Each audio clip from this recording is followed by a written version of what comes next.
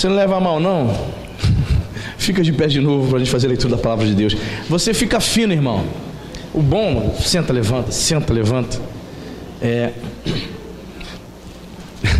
Não sei se você sabe, nas sinagogas judaicas, o pregador sentava e pregava. Os ouvintes ficavam em pé 1 hora, 2 horas ouvindo. Na igreja cristã é o contrário, né? O pastor fica em pé com os pés em brasa no final do culto e você senta. Amém? Então você vai ficar em pé só agora. Gênesis capítulo 4. O livro dos começos. Gênesis capítulo 4. Vamos ler a partir do verso 16. Se você achou, diga amém. Diz a palavra de Deus: retirou-se Caim da presença do Senhor e habitou na terra de Nod, ao oriente do Éden. E coabitou Caim com sua mulher. Ela concebeu e deu à luz a Enoque. Caim edificou uma cidade e lhe chamou Enoque, o nome de seu filho. A Enoque nasceu-lhe Irade. Irade gerou a Meujael. Meujael a Metusael, e Metusael a Lameque. Lameque tomou para si 2 esposas. O nome de uma era Ada, a outra se chamava Zilá. Ada deu à luz a Jabal. Este foi o pai dos que habitam em tendas e possuíam gado. O nome de seu irmão era Jubal. Este foi o pai de todos os que tocam harpa e flauta. Zilá, por sua vez, deu à luz a Tubal-Caim, artífice de todo instrumento cortante, de bronze e de ferro. A irmã de Tubal-Caim foi Naamá. E disse Lameque às suas esposas: Ada e Zila, ouvi-me, vós, mulheres de Lameque, escutai o que passo a dizer-vos. Matei um homem, porque ele me feriu, e um rapaz, porque ele me pisou. 7 vezes se tomará vingança de Caim, de Lameque, porém 70 vezes 7. Tornou Adão a coabitar com sua mulher, e ela deu à luz um filho, a quem pôs o nome de Sete, porque disse ela: Deus me concedeu outro descendente em lugar de Abel, que Caim matou. A Sete nasceu-lhe também um filho, ao qual pôs o nome de Enos. Daí se começou a invocar o nome do Senhor. Vamos orar? Espírito Santo, estamos diante da sua palavra. Que o Senhor nos conceda, Pai, graça para nós explanarmos, para nós expormos, meu Pai, as Escrituras com fidelidade. Contamos, meu Senhor, com a ajuda do Espírito Santo. Contamos com a ajuda do Teu Espírito para recebermos revelação, Pai. Que essa palavra possa falar aos corações de maneira sobrenatural. Em nome de Jesus, o Senhor vive. Portanto, Pai, queremos ouvir a Sua voz. Traga-nos edificação, exortação e consolação nesta noite. No nome santo de Jesus, a Ti oramos. Que a igreja diga amém. Diga graças a Deus. Você pode tomar o seu lugar.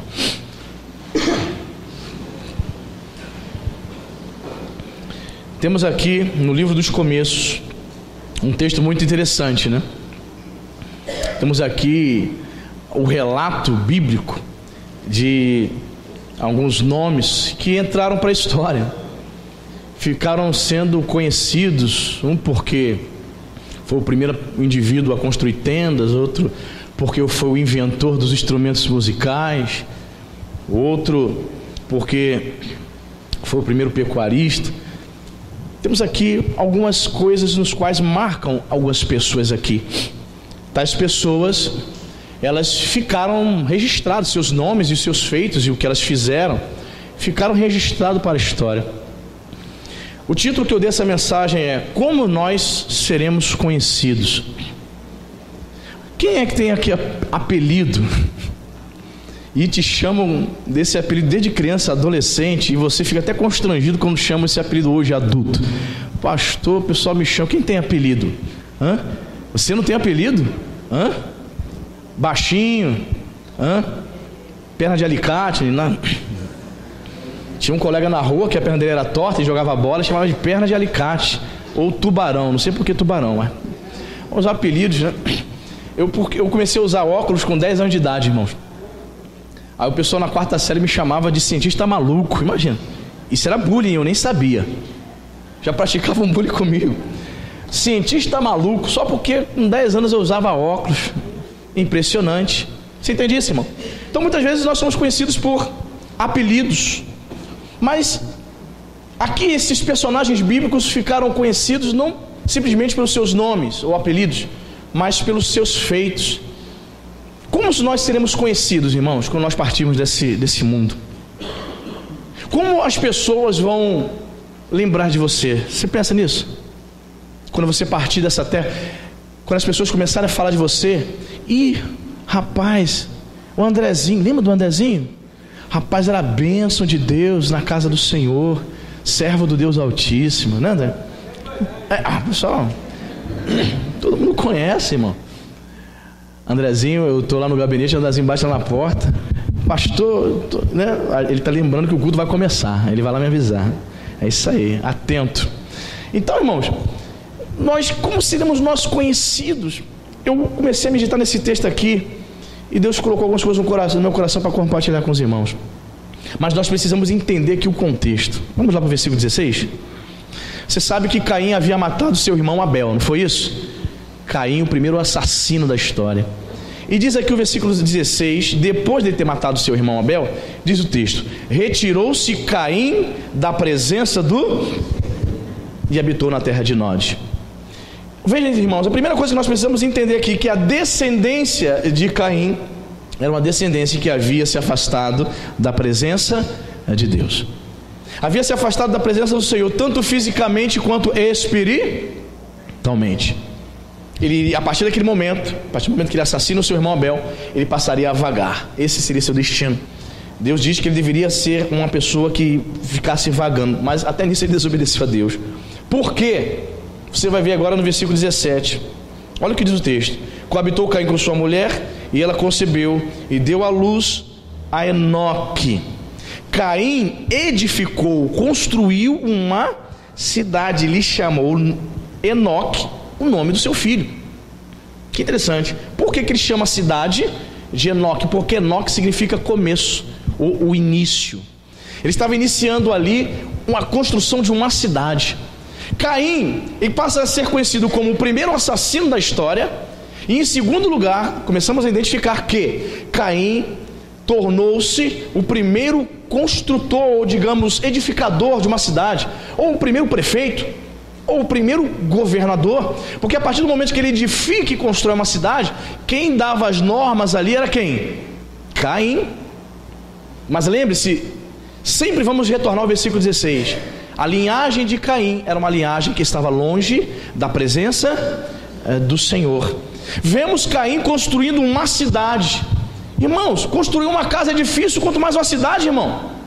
Quem fez aqui a sua casa? Pastor, eu meti a mão, fiz minha casa, virei laje. Quem mais aqui? Eu fiz a sapata, eu construí. Não é isso? Fazer uma casa é difícil. Imagine você construir, edificar uma cidade. Que proeza, irmão. Caim, mesmo distante da presença do Senhor, mesmo seguindo sua vida longe, distante de Deus, ele constrói uma cidade. Mas aí eu aprendo algumas coisas aqui. Não adianta nada, irmãos, construirmos coisas sem Deus na nossa vida. Tenta constituir uma família sem a presença de Deus. Tenta casar e viver uma vida a dois sem Jesus, irmão. Meu Deus do céu. Tenta construir amizades, relacionamentos, e Jesus não está presente nessa amizade. Tenta construir relacionamentos com pessoas e Deus não está presente. Sabe o que eu aprendo aqui, irmãos, com Caim? Não adianta nada você ser bem sucedido, irmão.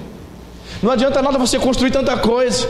Pastor, eu tenho construído tantas coisas, eu tenho conquistado muito, pastor. Fiz o curso que eu queria, a faculdade que eu queria, tenho dinheiro na conta, tenho um carro que eu quero. Se eu quiser trocar de carro amanhã, eu troco, pastor. Se eu quiser ir lá no banco agora, eu faço um empréstimo e compro um carro à vista, o carro que eu quiser. Eu tenho o que eu quero. Pois é, irmão. Você tem o que você quer, você construiu tantas coisas, mas sem a presença de Deus, nada vale. Caim, bem sucedido, todavia ele havia se afastado da presença do Senhor. Não adianta nada, irmãos. construirmos uma família longe da presença de Deus, edificarmos relacionamentos onde Deus não está presente. Deus precisa estar presente no seio da tua família, meu irmão. Deus precisa estar presente no seu relacionamento com seus amigos, com suas amigas, com seus colegas de trabalho. Deus precisa estar no teu coração, precisa estar presente ali contigo, amém, irmão? Caim havia edificado uma cidade, grande feito, mas para quê, irmão? Ele estava longe de Deus, Deus não estava nesse negócio, era algo que surgiu da cabeça dele. Era algo que veio da cabeça dele. Deus disse para ele que ele tinha que ser errante. Ele já começa a desobedecer a Deus de novo. Ele se estabelece num lugar fixa e constrói uma cidade.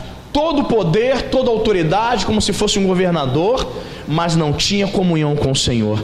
De nada adianta você ter poder, ter fama, ter status, ter autoridade. Pastor, lá no meu trabalho eu mando, eu sou o chefe do setor, eu sou o maior lá na hierarquia militar, mas se você não tiver a presença de Deus, você não tem nada. Quem está entendendo?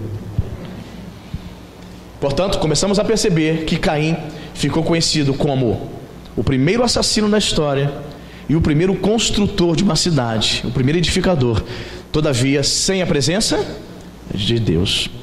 Versículo 18 e 19 vai dizer o seguinte: a Enoque nasceu-lhe Irade, Irade gerou a Meujael, Meujael a Metusael, e Metusael a Lameque. Lameque tomou para si, repita comigo, duas esposas. O nome de uma era Ada e a outra se chamava Zilá. Irmãos, temos aqui um indivíduo chamado Lameque. Lameque significa, o nome Lameque significa moço ou forte. O camarada era brabo. Duas mulheres, irmão.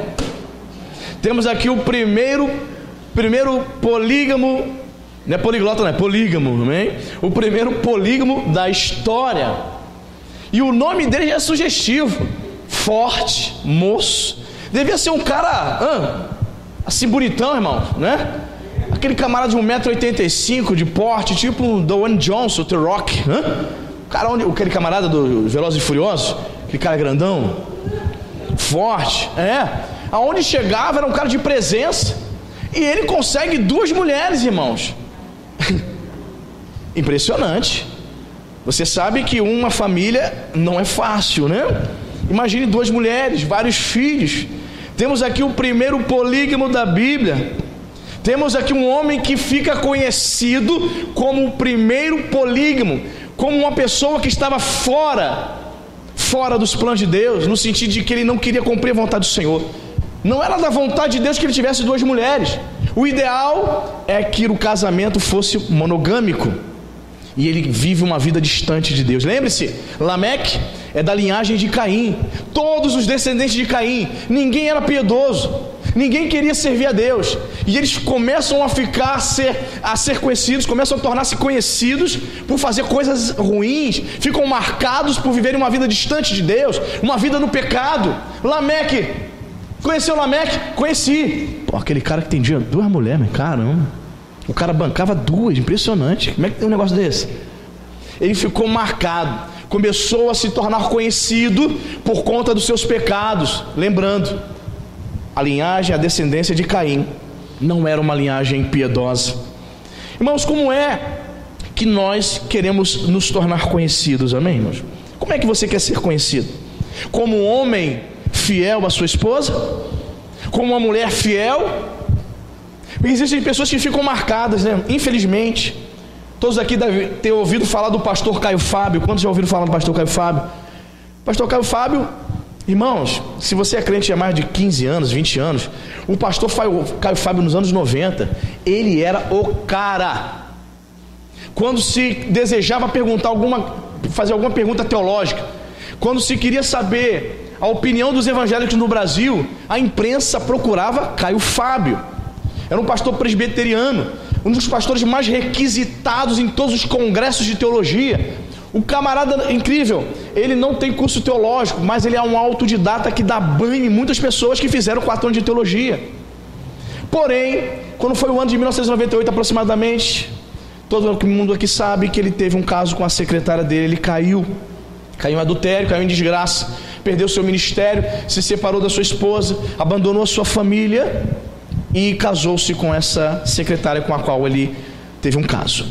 Conclusão: mais de 20 anos depois, quando falam de Caio Fábio, todo mundo lembra do adultério de Caio Fábio. Ele caiu em desgraça, ninguém mais chamava ele para pregar. Ele já estava casado com essa moça, que era secretária dele, já estava vivendo outra vida. Deus, creio eu, já tinha perdoado ele, mas as pessoas não haviam perdoado ele. Ficou conhecido como um pastor extremamente prolífico, estudava demais, escrevia livros, um grande pregador, mas era um adúltero. Ficou marcado. Querido, que nós possamos ficar ou ser reconhecidos como pessoas fiéis ao nosso cônjuge, à nossa família, amém, irmão? Lameque ficou marcado na história, está registrado aqui, irmãos. A Bíblia já foi traduzida para mais de 2.000 idiomas, 2.000 idiomas e dialetos. Em mais de 2.000 idiomas e dialetos, todo mundo sabe que Lameque era um camarada que tinha 2 mulheres. Foi o primeiro polígamo da história. Ficou marcado e reconhecido por conta disso. Versículo 20. Temos aqui outro personagem. Diz a palavra de Deus que Ada deu à luz a Jabal. Este foi o pai dos que habitam em tendas e possuem gado. Olha que legal, irmão. Temos aqui o primeiro construtor da história. Ele fabricava tendas. Temos aqui o primeiro grande empreendedor imobiliário, irmão. E cuidava de gado. A pessoa que cria gado, ela é o quê? Ela é uma pecuarista. Temos aqui na história, fica registrado, o primeiro pecuarista e o primeiro grande empreendedor. Ele construía tendas. Você sabe que as pessoas habitavam em tendas. Bacana. Não é legal? Hoje você mora numa casa feita de alvenaria, mas tudo começou com Jabal. Grande empreendimento, não foi benção, irmão? Foi legal? Foi. Mas lembre-se, ele estava longe e distante de Deus. Sabe o que eu aprendo aqui, irmãos? Pessoas que estão longe de Deus, elas podem ser grandes empreendedoras. Pessoas que estão longe de Deus, elas podem ser pessoas geniais, pessoas inteligentes, bem-sucedidas. Mas mais uma vez aqui eu afirmo: se nós não tivermos a presença de Deus, de nada adiantará, meu irmão. Ficou conhecido como o grande empreendedor, o primeiro a fazer tendas e possuir gado. Foi ele que iniciou tudo isso. Ele ensinou seus vizinhos, seus filhos, sua parentela: é assim que você tem que cuidar. Você dá o capim aqui, deixa crescer, depois leva para o matadouro, mata, depois vende a carne. Primeiro pecuarista, irmão. Interessante. Mas nada disso adianta, irmão. De nada adiantará ser bem sucedido. Jabal era um homem bem sucedido, mas ele vivia longe de Deus. Por quê? Porque ele era descendente, era da linhagem de, repita comigo, Caim. Vamos vendo. O nome, versículo 21. O nome do irmão de Jabal era Jubal. Nomes parecidos, imagine a mãe chamando: Jubal, vem cá. Jubal, ao Jabal: que mãe? Não, chamei Jubal, vem almoçar. Jabal, deixa de jogar futebol, vem cá, menino, vem tomar um café, vem tomar Todd. Jubal, irmão de Jabal, diz o texto que este foi o pai, ou seja, foi o inventor de todos os que tocam flauta e harpa e flauta, ó, 2 instrumentos aqui. Podemos dizer que temos aqui o inventor dos instrumentos musicais. Meu irmão, que grande invenção. Você consegue imaginar o mundo sem música? Imagine se não houvesse música, não teria o período do louvor. Ele já chegaria aqui fazendo o quê? Fazendo só anúncio e pregando? Não tinha louvor. Mas temos aqui um indivíduo que inventou os instrumentos musicais. Querido, a partir daquele momento, as festas não seriam mais as mesmas. Teria harpa. Esse homem trouxe alegria para as festas, irmãos. Todo aniversário de um aninho das crianças agora tinha música. Tinha pessoa tocando flauta, tinha pessoas tocando harpa. Que invenção genial, irmão. Para pra pensar um negócio desse? O camarada sentar e ficar assim pensando: eu vou inventar uma harpa. Imaginou isso, irmão? Eu vou inventar uma flauta. Vamos pegar esse bambu aqui, vou fazer alguns furos. caramba, vou dar o nome disso aqui de flauta. Aí ele sopra. Eu vou dar o nome disso aqui de notas musicais. Dó, ré, mi, fá, sol, lá, si. Irmão, que genial. O homem que trouxe alegria, o homem que inventou os instrumentos musicais, consequentemente, as festas. As músicas eram tocadas e as pessoas faziam o quê? Faziam o quê, irmão? Dançavam. Eu me lembro que eu tinha 15 anos de idade e o meu sonho, eu não era crente, eu iria me converter depois desse episódio na minha vida. Como adolescente, o meu sonho era ir a um baile. E chamava baile, não era balada como hoje, né? Ir ao baile sozinho, sem minha mãe por perto. Eu falei, mãe, vai ter um baile. Em 1992 nós chamávamos de baile house. Tu é desse tempo, irmão? Baile house era o mesmo que música dançante, música técnico, né? Aí eu falei, mãe, vai ter um baile house. É o linguajar, não me detone, porque era o linguajar da época. Quem tem mais de 40 sabe. Mãe, vou pro baile house. E ela, minha mãe, sempre me prendeu muito, nunca deixou sair, tá? Ela era muito cuidadosa comigo. Eu falei, mãe, tem que ir, todo mundo da escola vai estar, mas eu já tô com 15 anos, toda a 8ª série, a turma toda. Deixa eu ir, mãe. Ela olhou, pensou 10 vezes e disse, tu vai. Só que você não vai voltar na madrugada, é perigoso. Você vai sozinho, você vai ter que esperar amanhecer o dia. É mais seguro, quando amanhecer o dia, o sol raiar, você retorna. Aí eu fui pra festa, irmão. Aí naquela época, irmão, era moda. Os jovens usaram umas blusas que algumas irmãs vão lembrar, que nós dizíamos que era tecido de javanesa. Que lembra disso? Meu Deus do céu. É uma roupa malhada, muito feio, uns blusões. E eu fui nessa época com um blusão enorme, que a minha tia me deu. Era dela, ela me deu. E a blusa vinha até aqui enorme, e eu achando que estava abafando, dançando as músicas wave e tal. Dançando. Você não sabe como era horrível. Irmãos, quando deu meia-noite e meia, de repente o DJ falou assim, acabou a festa. Eu falei, já? Aí eu olhei pro relógio, meia-noite e meia, mas minha mãe falou que eu tenho que ir embora às 6 da manhã. Irmão, todo mundo foi embora. E eu fiquei assim, Jesus, eu não vou, tá de madrugada, é perigoso. Aquela parte ali da torre ali, é ruim eu passar ali 1h da manhã, irmão. Eu falei, Jesus, e agora? Aí eu ouvia só a voz da minha mãe, 6 da manhã. 6 da manhã. Ai de você se vier 1h da manhã. Enfim, irmão, o pessoal todo foi embora, e aí o pessoal da equipe de som ficou lá desmontando o som. Desmontando o som, terminaram de desmontar o som 3 horas. O rapaz falou assim, cara, o que tu tá fazendo aqui sozinho? Todo mundo já foi embora. Eu falei, não, que minha mãe falou. A minha mãe falou que só quando o sol raiar. Jesus, foi horrível aquela noite. Enfim, ainda bem que ficou pessoas lá, né, irmão, desmontando equipamento. Quando deu 6 horas da manhã, o sol raiou e eu fui embora para casa. E foi ali que pela primeira vez eu fui, digamos assim, fui tocado pelo Espírito Santo de Deus. Quando eu estava indo embora para casa, caminhando, um sono, cansado, porque eu tinha, tinha dançado a beça, graças a Jubal, os instrumentos musicais, né? Estava indo para casa, ali uma voz veio para mim claramente e disse assim, o que você está ganhando com essa vida? Você passou a noite toda em claro aqui.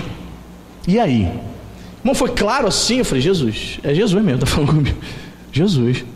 Aí a voz falou assim, hoje, era de sábado para domingo, hoje você vai para a igreja. Foi nítido para mim, irmão.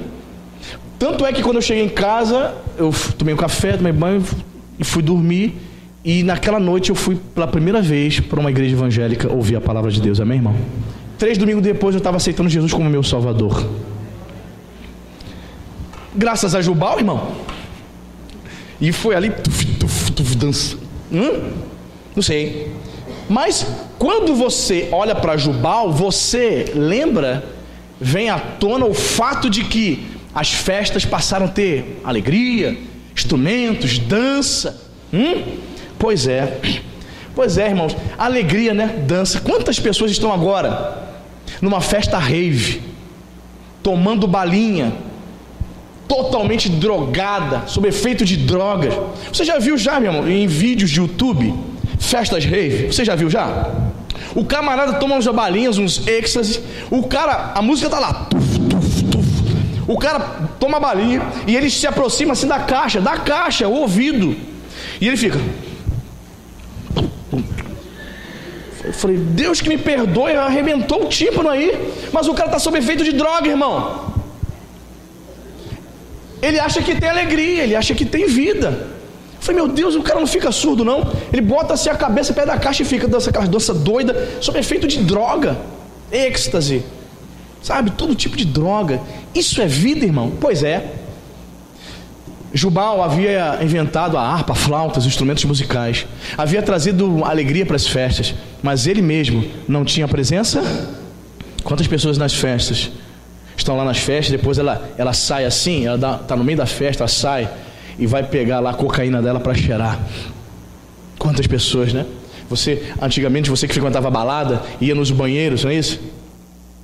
Eu tinha um colega que frequentava balada onde ia muitos jogadores de futebol, jogadores da época, nos anos 90, aqui do Rio. Chegava lá no banheiro, os jogadores conhecidíssimos, tudo fumando maconha, cheirando cocaína. Os caras com os olhos vermelhos, se drogando. Você entende? Eu tinha um tio que era da roda de samba, de pagode, frequentava o Império Serrano, quadra. E ele falava assim, ô Anderson, aquelas cantoras de pagode, senhoras de idade de ser minha mãe, você não tem noção como aquelas mulheres cheiram cocaína nas mesas da roda de samba de pagode. As mulheres comem cocaína, vivendo na droga. Pois é, irmão, a música, a dança sem a presença de Deus nada vale. Jubal inventou os instrumentos musicais, mas infelizmente ele ficou reconhecido pelos instrumentos que ele inventou, mas ele continuava longe de Deus. Versículo 22, não é isso? Diz a palavra de Deus: Zilá, por sua vez, deu à luz a Tubal-Caim, artífice de todo instrumento cortante de bronze e de ferro. A irmã de Tubal-Caim foi Naamá. Temos aqui mais um indivíduo inventor, Tubal-Caim. E o que ele inventa, irmão? Instrumentos cortantes. Ele inventou a faca. Só isso. Você consegue cortar o peixe e a carne sem a faca hoje em dia? Agradeça a Tubal-Caim. Inventou, foi um homem que tornou-se um metalúrgico, foi o primeiro metalúrgico da história. Ele inventou instrumentos cortantes, ele conseguiu derreter o bronze e o ferro. Possivelmente ele, impossivelmente, ele inventou outro instrumento fantástico: as armas, a espada. Instrumentos que iriam servir para a luta, para a guerra. Então temos aqui um homem que ficou conhecido pelo lado positivo por ter inventado as ferramentas, a faca, etc. Mas também ficou conhecido por ter inventado as armas. Podemos dizer que indiretamente ou diretamente ele foi o inventor da guerra, irmão.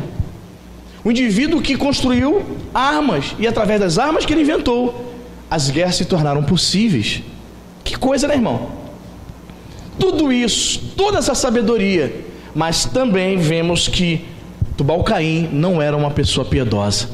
A linhagem de Caim continuava longe de Deus. Tantos empreendimentos, né, irmão? Olha só que coisas interessantes. O versículo 23, vamos voltar a falar sobre Lameque. Lembra o moço, o forte, bonitão? Olha o que diz o texto. E disse Lameque às suas esposas, Adá e Zilá, as suas esposas, Adá e Zilá, ouve-me, vós mulheres de Lameque, escutai o que passa a dizer-vos.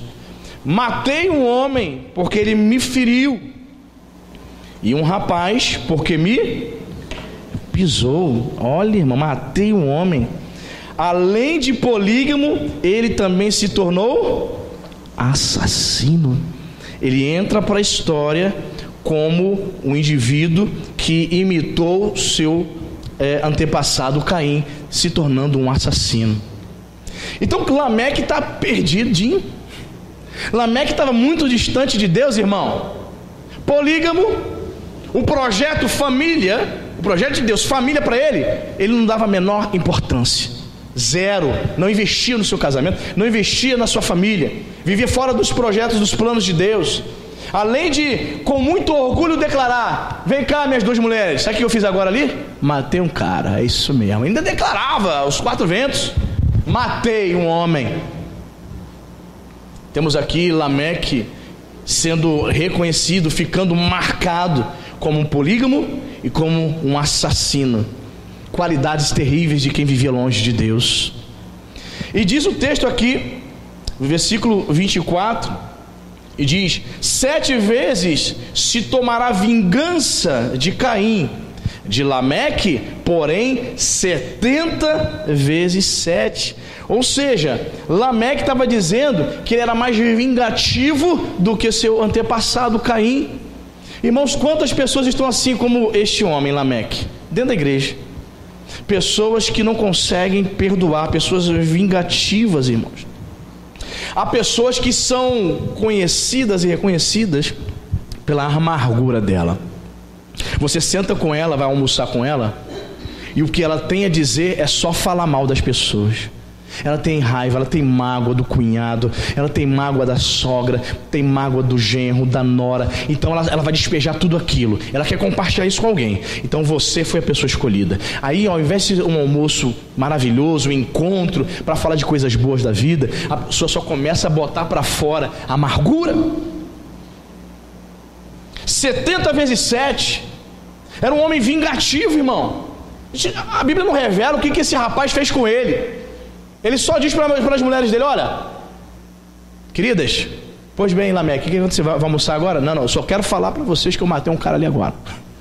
Gente, falando de forma orgulhosa, um homem distante de Deus, um homem que não servia ao Senhor, um homem amargurado, um homem vingativo. Querido, em nome de Jesus, se você é uma pessoa que só vive amargurada, você está com raiva de todo mundo. Tem gente que só está dentro da igreja, só vive com raiva de todo mundo. Nada está bom para você. Você almoçou, você tomou café, você jantou, e nada está bom para você. Você não agradece a Deus por nada. Todo mundo está errado para você. O pastor está errado para você, o bispo está errado, os irmãos. A minha nora, pastor, a minha nora que me perturba, é o meu genro, é o meu cunhado mala que vai todo domingo comer a minha comida e tomar minha Coca-Cola. Coitado do cunhado, né? Coitado de alguns cunhados, coitado. Ninguém é bom para você. Você é uma pessoa amargurada, vingativa. Fulana falou isso de mim. Ela vai ver. E fica remoendo, e fica guardando a amargura. Vingativa, a semelhança de Lameque, uma pessoa extremamente vingativa, refletindo o quão distante ela está de Deus. Lembra do versículo 16? E Caim saiu da presença. Não foi só Caim não, irmãos, a descendência dele, filhos, netos, bisnetos, ninguém servia a Deus, ninguém, irmão. Triste, muito triste a linhagem de Caim. Só que algo acontece maravilhoso. O verso 25 vai dizer que tornou Adão a coabitar com a sua mulher, e ela deu à luz um filho, a quem pôs o nome de Sete, porque disse ela: Deus me concedeu outro descendente em lugar de Abel, que Caim matou. Interessante, né, irmãos?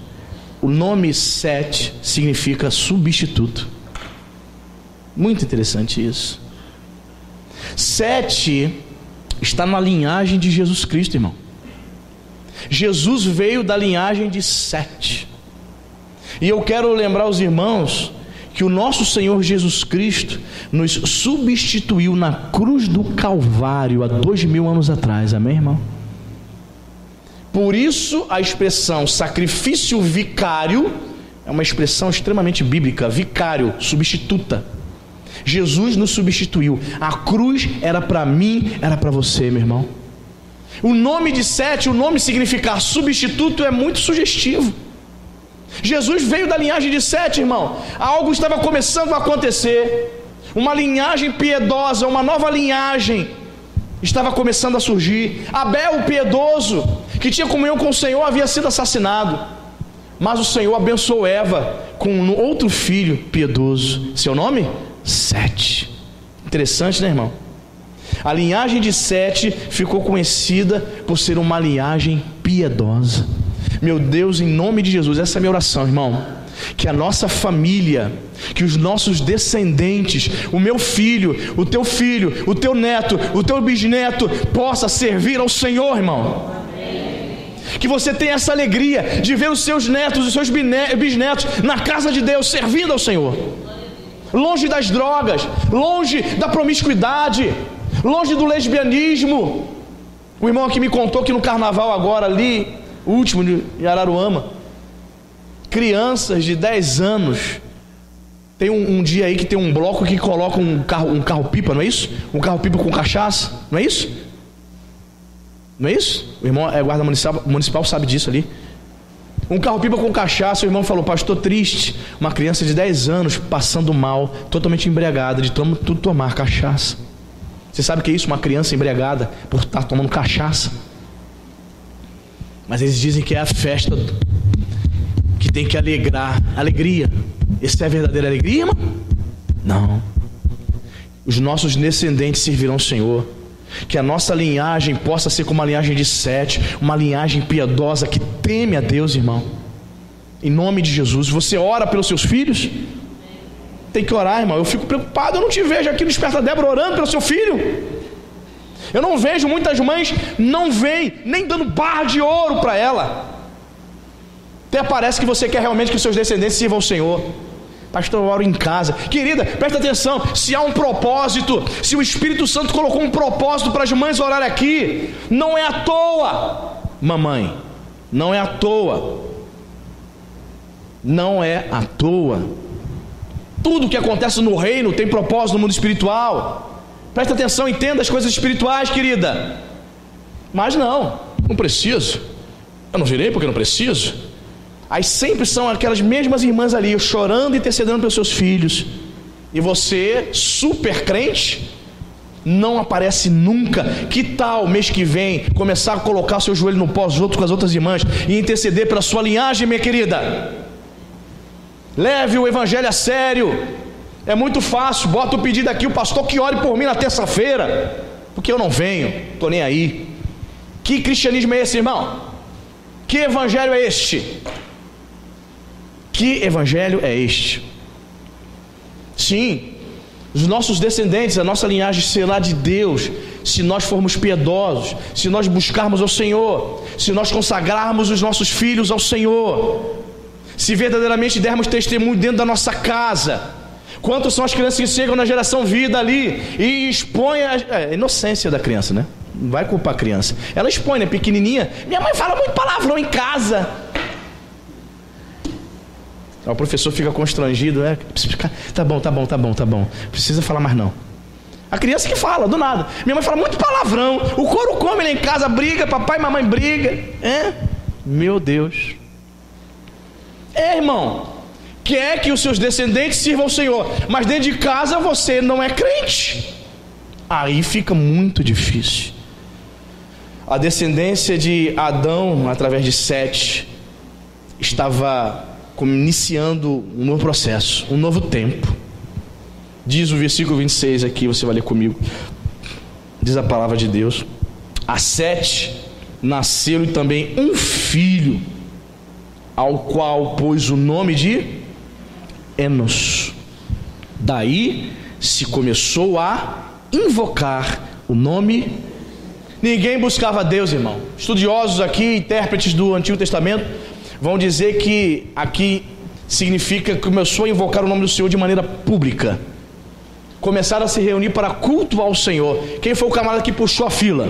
Quem foi o cara que chamou: vamos embora cultuar o Senhor, o Deus verdadeiro? Quem foi? Enos. Sabe o significado do nome de Enos? Frágil, mortal, decadência humana. Tem esses significados. Só quem entende a sua fraqueza, só quem reconhece os seus pecados, só quem reconhece que depende de Deus, invoca o nome do Senhor. Quem se acha o bambambam, não busca Deus.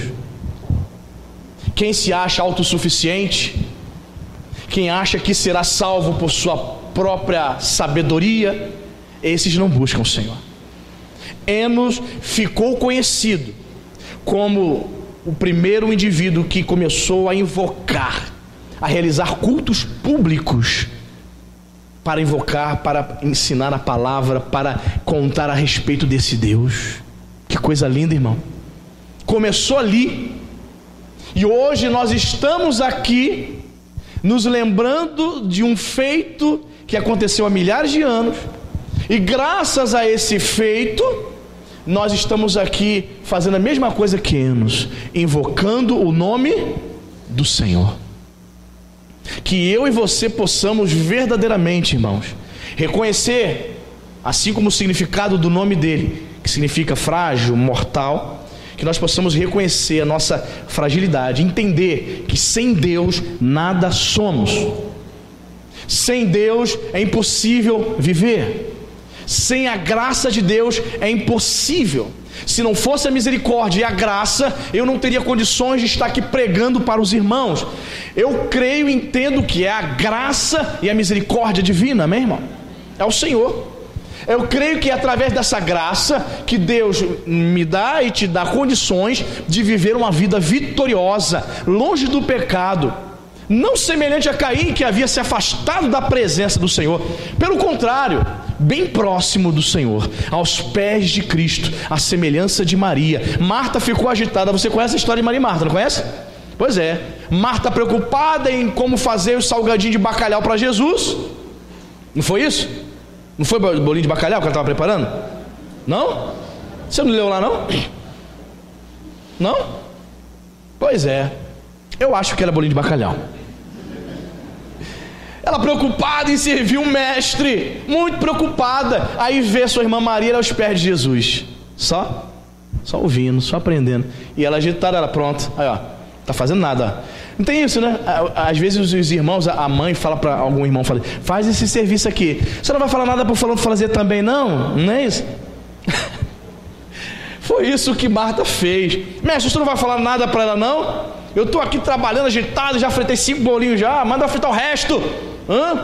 Aí ela, Marta, Marta. Quando Jesus na Bíblia diz Marta, Marta, chama 2 vezes pelo nome, meu, olha. Tiago, Tiago. Pedro, Simão, Simão. Quando Jesus chama 2 vezes, meu, o camarada tem, opa, fala mestre. Marta, Marta, a tua irmã escolheu a melhor parte. A melhor parte não é fazer o bolinho. O bolinho é gostoso, mas ela escolheu o que é verdadeiramente prioridade. A prioridade aqui, Marta, era você também se assentar juntamente com sua irmã para ouvir os meus ensinamentos, Marta. Você está tão agitada. Você está mais preocupada em realizar coisas. A linhagem de Caim estava preocupada em realizar coisas. Percebeu? Um inventou os instrumentos musicais, o outro era pecuarista, o outro construiu tendas. Eles estavam preocupados em realizar. Talvez você esteja aqui, esteja muito preocupado em realizar coisas. Mas Jesus está dizendo que você tem que, em primeiro lugar, antes de realizar coisas, se assentar aos pés do mestre. Você senta aos pés do mestre nessa noite, amém, irmão? Aquieta o teu coração. Aquieta o teu coração. Lança fora tudo que é sujo, toda a seta do diabo. Começa a limpar o teu coração nessa noite. É Santa Ceia, irmão. Se o teu coração está aqui amargurado, você vai tomar Santa Ceia assim, cheio de mágoa no coração? Você está certo disso? Pastor, eu estou com mágoa do Senhor. Vem pedir perdão a mim, irmão. Eu sou falho, eu posso errar também. A gente analisa e vê. Pastor, eu estou com raiva da Cíntia. Vá lá, pede perdão a ela, mas não participa da ceia indignamente, querida. Não participa da ceia indignamente, irmão. Isso aqui não é brincadeira, não. Pessoas estão se assentando à mesa do Senhor indignamente. Estão preocupadas em construir coisas. Esses homens construíram coisas, inventaram instrumentos musicais, inventaram tantas coisas, mas em nenhum momento se preocuparam em buscar ao Senhor. Que a tua preocupação maior, a tua prioridade maior seja em buscar a Deus. Não estou falando para você deixar de construir a sua casa. Eu não estou dizendo para você deixar de tocar o seu negócio. Não, eu estou dizendo que a prioridade tem que ser o Senhor. Enos, daí, deste momento em diante, Enos começou a invocar o nome do Senhor. Invoque o nome do Senhor na tua vida. Amém, querido? Em nome de Jesus.